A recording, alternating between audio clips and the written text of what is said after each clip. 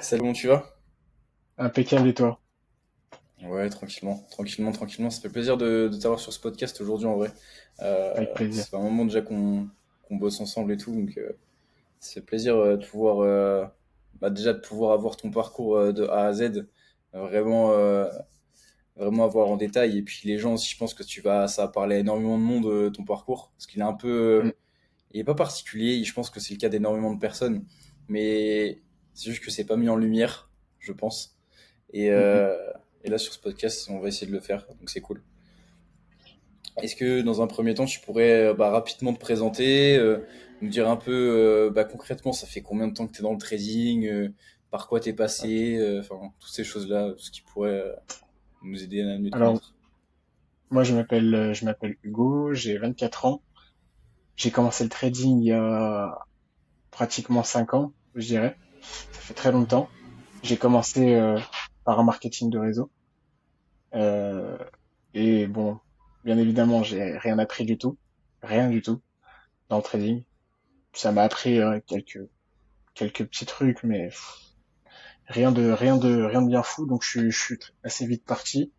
Ensuite, je suis passé de formation en formation. J'ai tradé vraiment support résistance, SMC, ICT, même profondeur de marché pour ceux qui connaissent. J'ai tout fait. Et au final, bah, ça a apporté forcément, comme dit Joris, une encyclopédie sur pattes du trading. Mais ça m'a jamais servi au final à, à gagner de l'argent, quoi. Mais et ensuite, bah, j'ai rencontré Joris suite à une vidéo avec Bronx. Et sa manière d'approcher le trading m'a beaucoup plu. Et du coup, je l'ai envoyé un message. Et depuis le coaching, bah là, j'avance enfin. Voilà. Ok, bon, merci pour le partage, c'est cool. Ok. Et toi, du coup, qu'est-ce qui t'a fait un peu le switch de... Parce que du coup, tu as quand même eu 5 ans de trading, Mm. enfin, quasiment 5 ans avant le coaching. Donc ça fait un sacré paquet de temps. Ouais. Et qu'est-ce qui t'a amené à avoir le déclic de OK, là j'ai besoin d'un accompagnement maintenant là. C'est quand t'enchaînes les formations, quand t'enchaînes beaucoup de stratégies, et qu'en fait, le résultat est toujours le même. Tu fais pas de TP, pas de SL, t'as pas de progression, t'es perdu, t'as pas de repère. Et bah, c'est justement là que tu sens que t'as besoin d'un coaching. Il y a forcément une phase de remise en question parce que là, je le dis rapidement, mais toutes ces phases-là sont quand même assez longues parce que moi, dans ma tête, je veux pas lâcher l'affaire. Je veux continuer à avancer, avancer, même si, bon, bah, je prends des SL, je continue à avancer, donc ça dure longtemps et la remise en question, elle se fait pas tout de suite. Mais au bout d'un moment, bah, en y réfléchissant, bah, le seul moyen, tu te dis, c'est si moi je suis perdu, si moi j'ai pas la solution, autant la, autant faire confiance à quelqu'un d'autre. Ouais, je vois. OK. Ouais, donc t'as quand même du coup ouais, tu m'as découvert avec le podcast avec Gonk, c'est vrai que ça me s'est sorti Ouais. de la tête. Et Mm, qu'est-ce qui t'a ça c'est une vraie question plus perso, mais qu'est-ce qui t'avait marqué vraiment dans ce podcast qui a fait que t'as plutôt accroché avec ma manière de voir les choses dans le trading? C'est ta manière de voir le trading. C'était ta manière de voir le trading. C'est quelque chose sur lequel je voulais me rapprocher, c'est que tu as une vision plus, plus mécanique que Bronx, qui lui est plus souple au niveau de ses analyses. Et c'est ce qui me parlait le plus. C'est pour ça que j'ai tranché sur toi. OK. Ouais, je vois. Et du coup, jusqu'ici, est-ce que tu as réussi à retrouver un peu cette approche mécanique que tu cherchais avec Ouais, l'accompagnement? oui, oui, oui, oui, oui, très clairement. C'est exactement ce que je recherchais en fait. C'est, en fait, dans mon trading maintenant, il y a, il y a un vrai process. Je sais exactement ce que je dois faire à chaque fois, que ce soit en analyse et en exécution.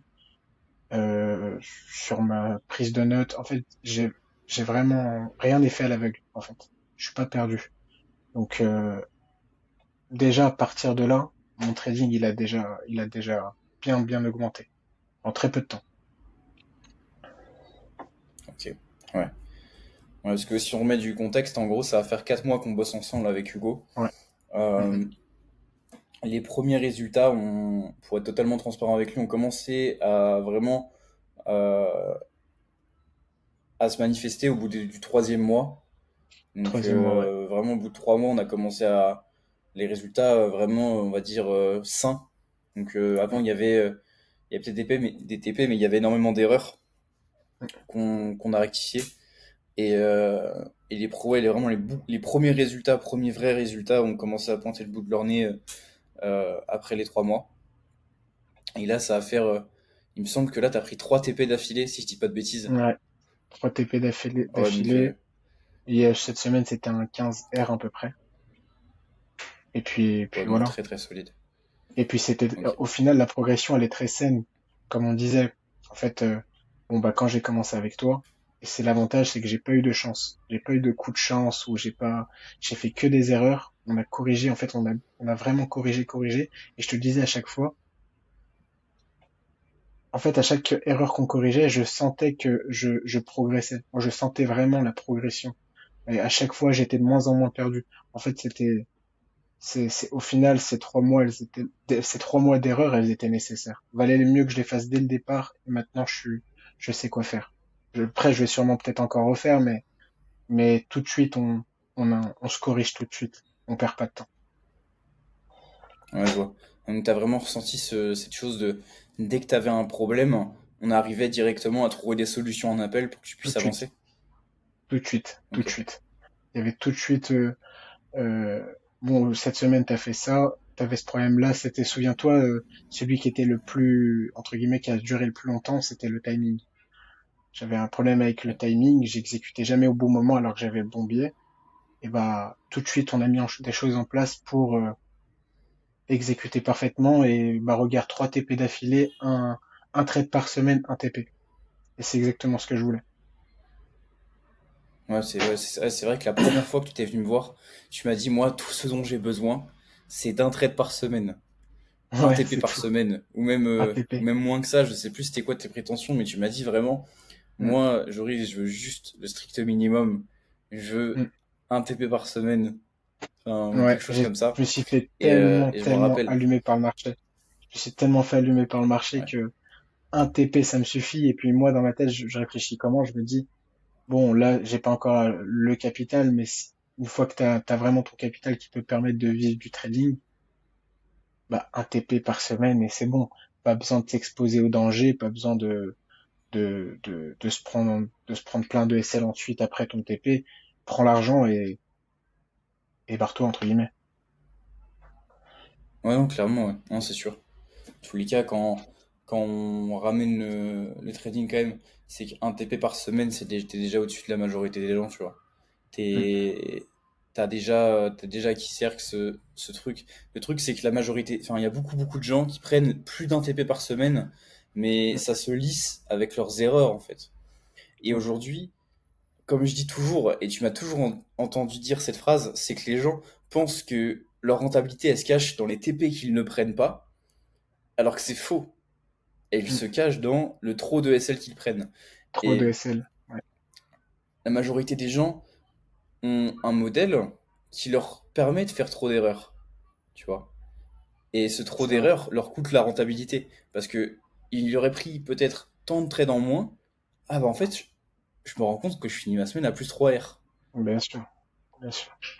Donc, donc il y a ça. Ok. Et toi, t'étais dans quelle situation concrètement avant qu'on démarre l'accompagnement ensemble, pour qu'on fasse un petit point sur comment t'as démarré avant et où t'en es maintenant? En termes de trading ou en Ouais, général? en termes de trading, même j'ai envie de te dire, on en avait parlé ensemble, mais t'avais pris un bon losing streak bien salé. Ah oui, oui, oui, oui, on avait raconté hier ou avant-hier. Franchement, on a démarré 20 SL d'affilée. 20 SL d'affilée, je me suis pris. J'ai commencé comme ça. Et bon, forcément, il y a des biais psycho qui arrivent avec ça, forcément. Perd un peu la confiance, etc. Mais alors non, bizarrement, justement, j'ai pas perdu la confiance. Justement, dû au fait qu'on mettait en place le process. En fait, on réagissait. Et c'est là que je me rends compte que le coaching, il a servi parce que si j'aurais été tout seul, je me prends des SL, ok, qu'est-ce que je fais? Il y aura personne pour, entre guillemets, me guider ou m'aider à me remettre en question. Et là, justement, bon, j'ai pris plein de SL, mais du coup, je me suis vite relevé. Ouais. Ah, c'est super pertinent ce que tu viens de dire parce que, en fait, la majorité des gens, quand ils prennent des SL, parce qu'en soi, prendre des SL, c'est normal, tout le monde en prend, Oui. mais quand on prend plusieurs d'affilée, c'est OK, qu'est-ce que je Mm, fais? mm. C'est quoi l'étape, c'est quoi l'étape d'après pour corriger les erreurs que j'ai actuellement? Sauf que si Ouais. t'es pas en capacité de prendre assez de recul sur ton trading, et c'est rarement le cas parce que le trading est tout le temps lié aux émotions dans tous les cas, Mm, mm. euh, si t'es pas capable de le pointer pour trouver la bonne solution, tu vas pas avancer en fait. Ouais. C'est et c'est là où t'as plein de blocages qui vont se créer et au final faire du backtesting pour récolter de la data alors que ton problème c'est pas d'avoir un manque de data, tu vois. Ouais. Donc ça je le vois énormément chez beaucoup de traders, hein. Et tu sais, je leur demande s'ils ont une solution spécifique à leur problème. Ils me disent bah je backtest. Ah mais tout le monde backtest. Il y a pas de problème. Il y a 4000 problèmes différents mais apparemment il y a qu'une seule solution pour les résoudre quoi. Donc Ouais, bon, ça fait pas trop ouais, sens. ça fait mal aux oreilles. Non, mais bah ouais, c'est backtesting, c'est vraiment dans un contexte particulier, enfin, dans un contexte. Il faut backtester, certes, mais c'est surtout pour travailler un domaine particulier, une qualité particulière. Travailler l'exécution ou je sais pas, récolter de la data, mais c'est pas, t'as des problèmes psycho, tu fais pas du backtesting, quoi. Faut pas, me réponds pas, je me corrige en faisant du backtesting, c'est pas possible. C'est inaudible. Hmm. Ouais, clairement. Ok. Ouais, non, c'est sûr. Ouais, je pense que c'est le plus gros truc répandu, je pense, dans le trading quand même. Ouais, Le fait de pas ouais.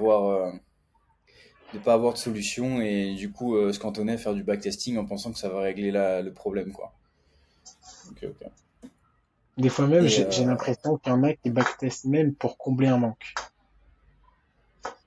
Je sais pas si tu vois ce que je veux dire. c'est-à-dire, Bah,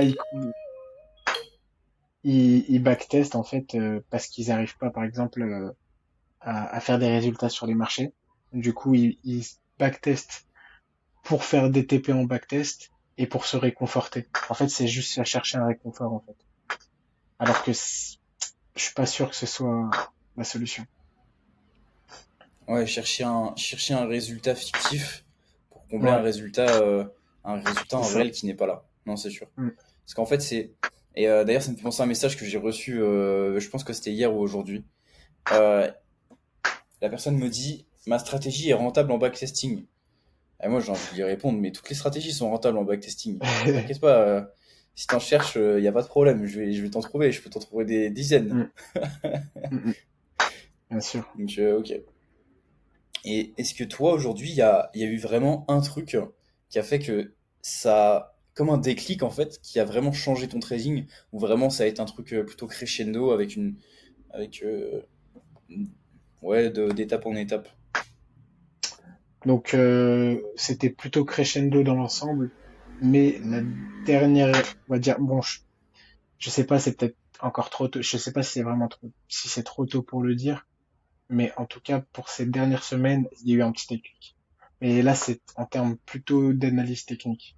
Vraiment, j'ai eu un déclic bah, justement sur le timing, l'exécution, sur la patience en fait, sur ma patience. Je surréagis pas. À chaque breaker, j'attends vraiment, je suis beaucoup plus patient. J'essaie d'attendre les meilleurs setups. Ok, ouais, je vois. Je vois. Ok. Ouais, donc. Et cette patience, est-ce que tu la sens reliée quand même à une clarté que tu as maintenant sur ton trading que tu n'avais pas avant? Ah bah oui, c'est sûr. J'attends pas pour rien. C'est-à-dire que je connais mon plan par cœur, je sais exactement ce que je veux. Donc, je sais pourquoi j'attends.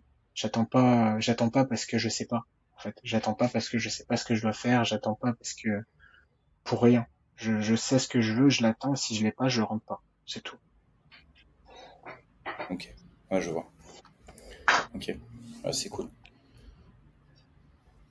Ouais, non, je pense que ça va parler à pas mal de monde, ce que tu es en train de nous dire là.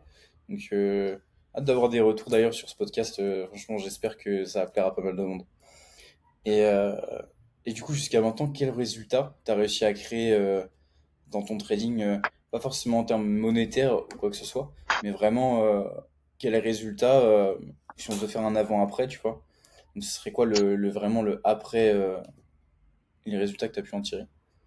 Bah là, en 2, 3 semaines, je suis en train de mes 20 essais d'affilée, je suis en train de les je les avais pratiquement rattrapés en trois trades, quoi. Donc ça pour moi c'est déjà énorme, et si je continue sur cette lancée, ça va être exponentiel. Et puis en plus de ça, il y a un autre truc, c'est que de par le process qu'on a mis en place et sur ma façon de trader, j'arrive beaucoup plus à entre guillemets à m'organiser et à trader entre guillemets quand je suis au travail, en dehors. Je suis pas forcément devant mon ordinateur à être devant les graphiques pour prendre un trade. Je peux juste au contraire. Maintenant, je me lâche beaucoup plus. Je fais ma vie, et dès que mes alertes sonnent, j'ouvre mon graphique 2 secondes, j'exécute ou pas, ou je prends une décision en tout cas.